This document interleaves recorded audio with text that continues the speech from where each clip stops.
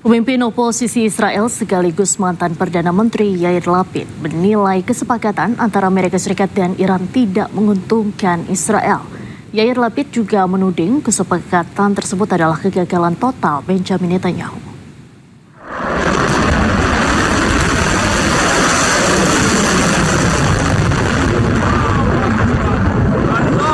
Rencana kesepakatan damai Amerika Serikat dan Iran dinilai tidak menguntungkan Israel. Jika perjanjian diteken, tidak satu pun tujuan perang Israel terhadap Iran tercapai. Rezim Iran tetap bertahan, program rudal dan nuklir Iran pun tetap utuh. Yair Lapid juga menyebut kesepakatan ini sebagai kegagalan total Perdana Menteri Israel Benjamin Netanyahu.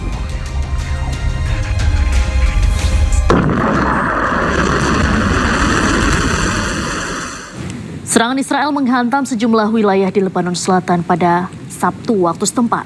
5 orang dilaporkan tewas akibat serangan tersebut.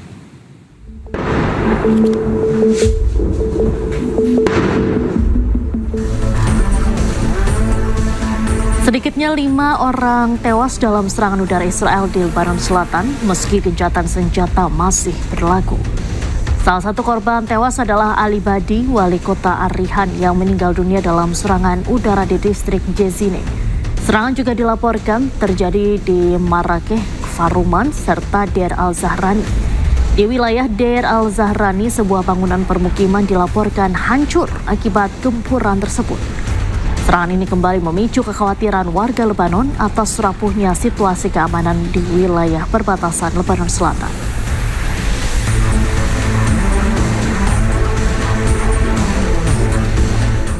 Pasukan militer Israel menghancurkan terowongan kelompok Hizbullah di Lebanon Selatan.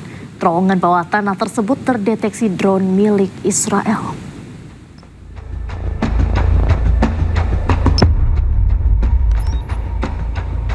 Drone milik pasukan militer Israel mendeteksi kelompok pejuang Hizbullah di sebuah terowongan.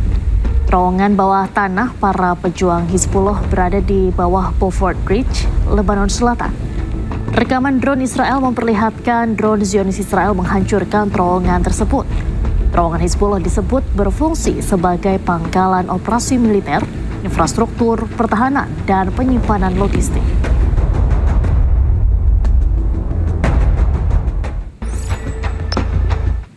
Zionis Israel mengklaim telah menghancurkan peluncur roket milik pejuang Hizbullah di Lebanon Selatan.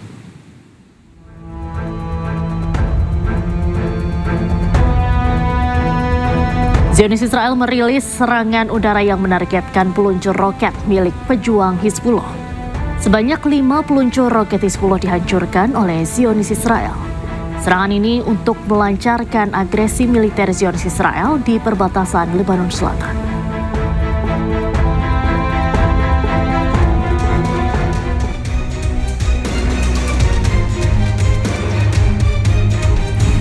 Militer Israel juga mencegat roket milik pasukan Hizbullah di Lebanon Selatan. 4 penangkap Iron Dome dilaporkan digunakan melawan peluru tunggal yang diluncurkan oleh Hizbullah.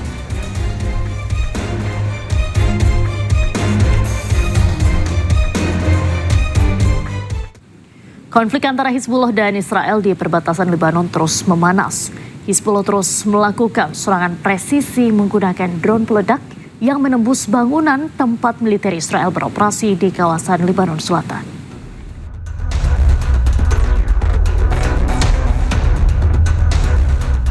Konflik antara Hizbullah dan Israel di perbatasan Lebanon terus memanas.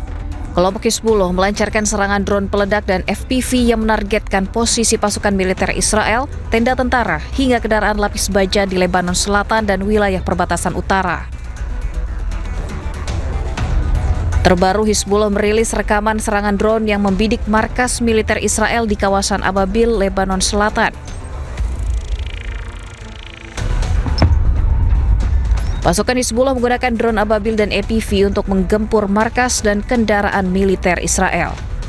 Drone kamikaze Hizbullah juga menargetkan pasukan di Barak dan kendaraan taktis pasukan IDF. Taktik baru Hizbullah melakukan serangan presisi menggunakan drone peledak yang menembus bangunan tempat militer Israel beroperasi di kawasan Lebanon Selatan. Rentetan serangan drone secara intensif ini dilaporkan telah memicu korban jiwa di pihak militer Israel dan kerusakan pada peralatan tempur mereka.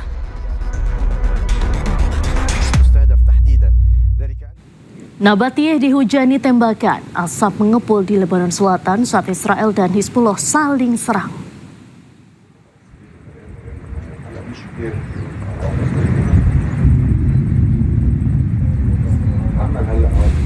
Rekaman yang diambil pada hari Sabtu menunjukkan kepulan asap membumbung tinggi dari beberapa kota dan desa di kota Nabatiyeh, Lebanon Selatan saat Israel dan Lebanon saling baku tembak di tengah gencatan senjata. Kantor Berita Nasional Lebanon melaporkan bahwa drone Israel menargetkan kota-kota di distrik Nabatiyeh yang menyebabkan jatuhnya korban luka. Militer Israel sempat mengeluarkan peringatan kepada penduduk untuk mengungsi sebelum pengeboman dengan alasan pelanggaran perjanjian gencatan senjata oleh Hizbullah.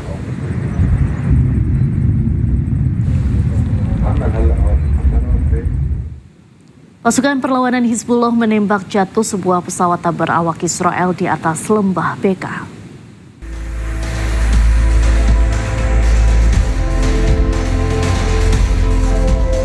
Hizbullah merilis rekaman video saat menembak jatuh sebuah pesawat tak berawak canggih Heron 1 milik Israel di atas lembah Beka. Pesawat tak berawak ini merupakan tulang punggung kemampuan pengintaian strategis Israel seharga 10 juta US dollar per unit. Penembakan pesawat ini merupakan pukulan berat bagi Israel yang hingga kini masih terus melanggar gencatan senjata dengan menyerang Lebanon.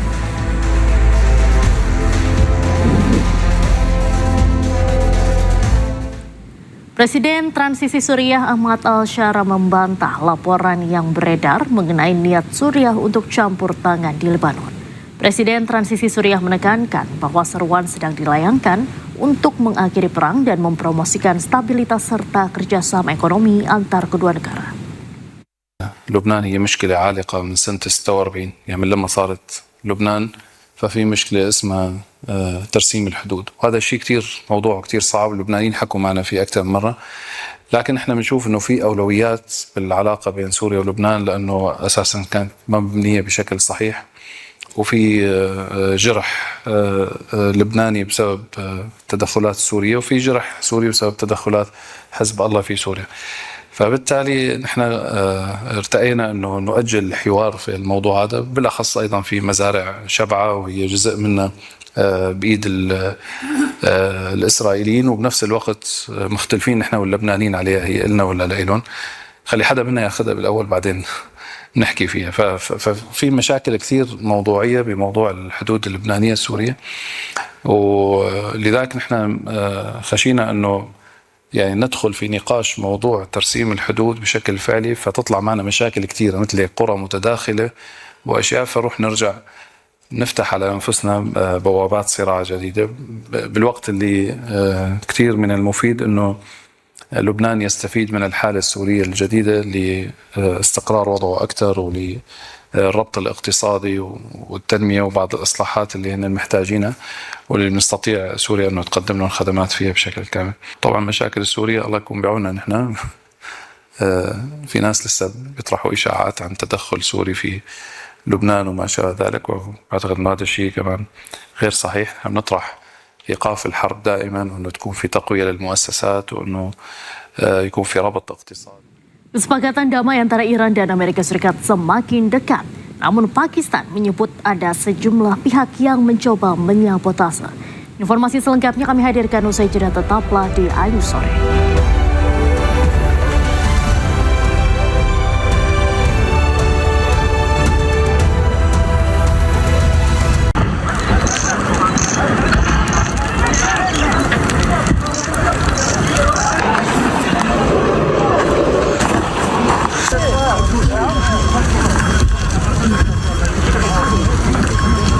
كان يسمى الخطوط بدون ضمان على غير بسيطة على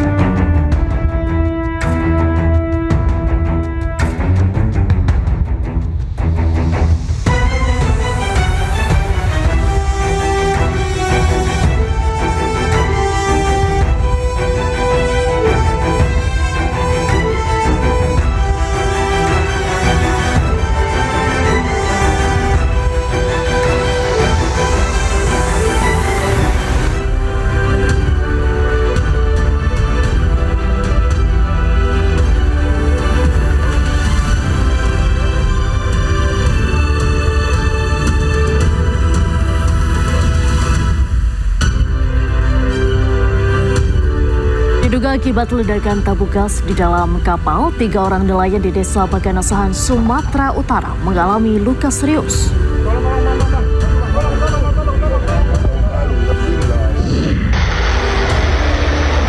Perjanjian damai antara Iran dan Amerika Serikat rencananya akan ditandatangani pada Minggu malam.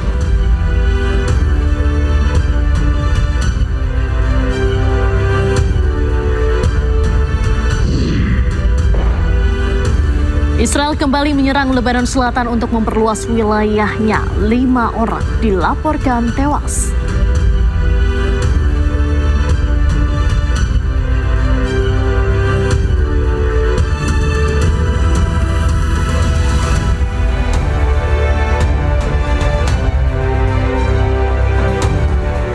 Halo, selamat sore pemirsa, demikian tadi berita pilihan iNews Sore bersama saya Diandra Mukni. Kita awali iNews Sore hari ini dengan informasi Iran dan Amerika Serikat makin dekat dengan kesepakatan damai. Namun Iran meminta semua pihak menahan diri hingga waktu yang ditentukan.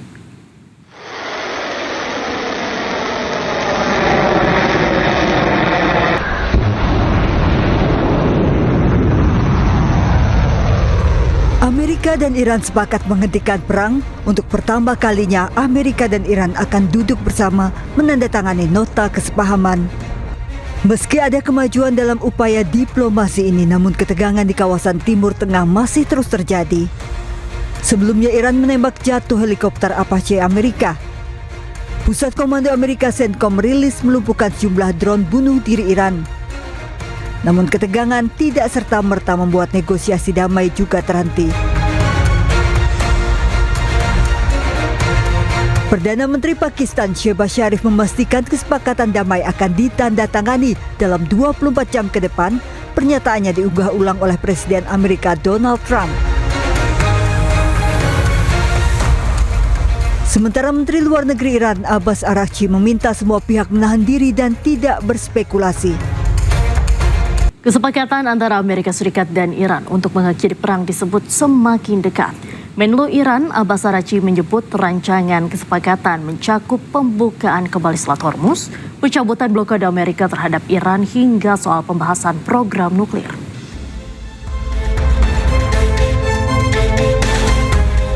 Menteri Luar Negeri Iran Abbas Araghchi menyatakan upaya diplomatik antara Teheran dan Washington telah menghasilkan rancangan nota kesepahaman berisi 14 poin yang masih terbuka untuk pembahasan lebih lanjut. Dalam wawancara dengan televisi pemerintah Iran, Araghchi mengatakan dokumen tersebut akan menjadi dasar menuju perjanjian final antara kedua negara. Tahap pertama mencakup penghentian perang di Iran dan Lebanon serta komitmen kedua pihak untuk tidak mencampuri urusan dalam negeri masing-masing. Selain itu, memorandum tersebut juga mencakup pencabutan blokade Amerika terhadap Iran, pembukaan kembali Selat Hormuz hingga mekanisme pelepasan aset Iran yang dibekukan. Araghchi juga menyebut isu nuklir dan sanksi ekonomi akan dibahas pada tahap kedua perundingan yang dijadwalkan berlangsung dalam 60 hari. دارایی‌های مسدود شده ایران هم طبق یادداشت تفاهم که امضا بشه، حالا اینو هم یادداشت تفاهم میگیم هم تفاهم نامه میگیم، بس به ترجمه هست که ممکنه هر کسی بکنه. بر اساس این دارایی‌های ما هم آزاد خواهد شد و هیچ یک از دارایی ما نمیتونه مجدد مسدود بمانه. ممکنه رخ بده.